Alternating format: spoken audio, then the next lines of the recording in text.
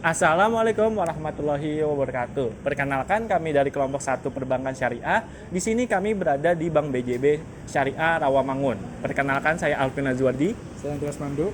Saya Yusri Abdul Hamid. Dan satunya lagi Muhammad Zaran Sakti yang belum bisa hadir pada pagi hari ini, pada siang ini. Nah, di sini kami akan menginterview atau mewawancarai terkait produk-produk utama dari Bank BJB Syariah dan pembiayaan-pembiayanya.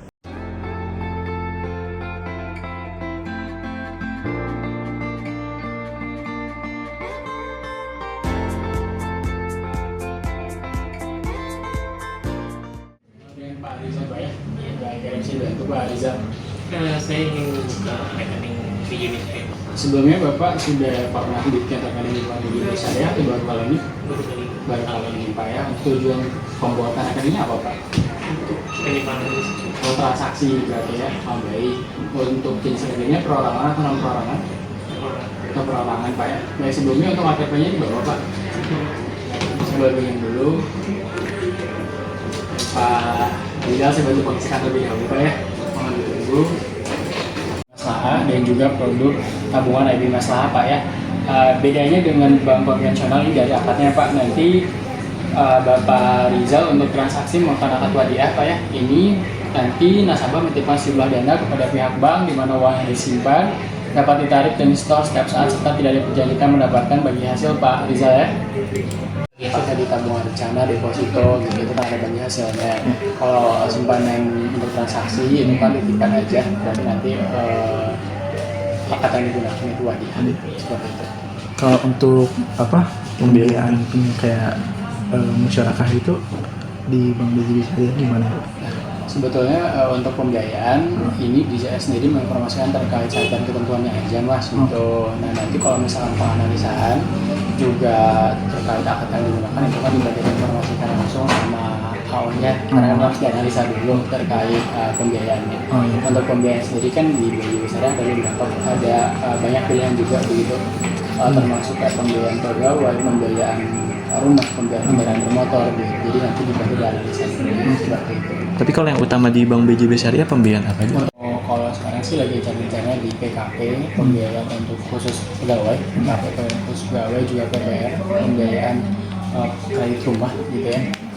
Terakhir ada pembiayaan untuk kendaraan bermotor, juga ada pembiayaan untuk konstruksi. Kalau misalnya pengen pakai akad ijarah gitu harus dianalisa juga. Untuk ijarah sih misalnya di sini gak ada di PKI gitu. Sudah kepemilikan emas. Gitu. Pembiayaannya pakai akad niraba, wadiah gitu. Itu kalau dibanding sama bank konvensional itu kira-kira ada keunggulan kalau dari Bank BJB sendiri? Iya. Kan kalau syariah sendiri itu kan untuk menentukan dari bunga atau rate gitu ya. Dari rate sendiri itu kan dari keuntungan banknya gitu. Sehingga memang floating ya nggak fix gitu. Floating, oke. Kalau yang fix kan kayak di konvensional memang itu udah fix, misalkan per 3 bulan tuh misalnya udah ditentuin gitu ya. Kalau dari syariah sendiri itu ditentukannya setelah memang ini kan konsepnya bagi hasil ya. Bagi hasil kalau syariah ditentukan dari keuntungan bank seperti itu. Kalau untuk menentukan rate-nya Mas kayak gitu. Kata Oh iya Kak, kalau misalnya kan di pembiayaan itu misalnya ada risiko gagal bayar ya Kak. Nah, untuk mengatasinya atau menanggulanginya kalau di Bank BJB Syariah itu gimana? Biasanya kan kita ada ini Mas, dibagi jadi beberapa indikator atau indikasi gitu ya. Karena yang pertama nanti ada kolektabilitas 1, kolektabilitas 2, 3, NPF. NPF itu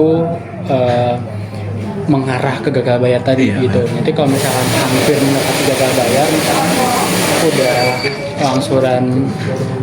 udah di bulan keempat yang harus setengah tempo nggak bayar, biasanya dia masuk ke NPF atau ke gagal bayar tadi. Biasanya dari tim AO sebelum NPF misalkan di kolek 2, kolek 3 biasanya itu udah langsung dihubungi nasabahnya gitu. Kalau misalkan udah kolek 4 itu kan masuknya NPF tadi atau sebelum daftar hitam. Sebelum daftar hitam atau menuju ke gagal bayar, biasanya antisipasinya mulai dari kolek 2 pun itu udah dipantau gitu. Karena kan kalau misalkan kolek 1 itu lancar ya, kolek 2, kolek 3, 3, 4 itu udah mulai ke gagal bayar. Biasanya gitu sih, jadi kita ada analisanya dulu gitu.